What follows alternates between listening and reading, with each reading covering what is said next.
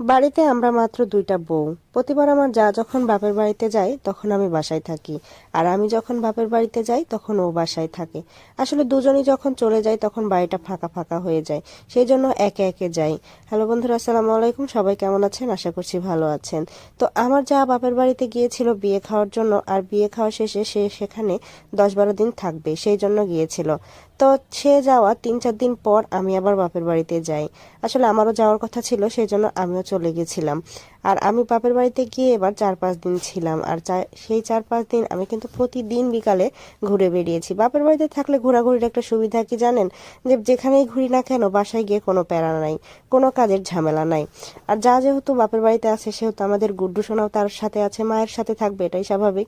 আর আপনাদের ভাইয়া তো তাকে ছাড়া মানে বেশিক্ষণ থাকতেও পারে না, তাকে না দেখে। আর এখন তো ভিডিও কলে কথা হয়, প্রতিদিনই প্রায় দিনে 3-4 বার করে ভিডিও কলে কথা বলি। তবুও আপনাদের ভাইয়া বলছিল চলো ছেলেটাকে একটু দেখে আসি। তাই তো দুইজন চলে গেছিলাম জায়ের বাপের বাড়িতে, জায়ের সাথে দেখা করতে আর আমাদের এই ময়না পাখিটার সাথে দেখা করার জন্য। যাওয়ার পরে পরে সে তার বরাবর কুলে এই যে উঠে বসেছে, আমার কাছে একদম আসে নাই। সে কি পরিমাণের খুশি হয়েছে, মানে তাকে দেখলেই বুঝতে পারবেন।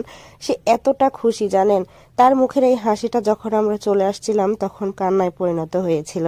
তখন অবশ্য ভিডিওটা নেওয়া হয়নি। সে এতটা কান্না করছিল যে মানে আমরা খুশি খুশি মনে তার কাছে গেছি, কিন্তু পুরোটা রাস্তা আমরা মানে আপনাদের ভাইয়া মন খারাপ করে আসছে যে ছেলেটা অনেক কান্নাকাটি করলো, মানে আসার জন্য খুব বায়না করছিল।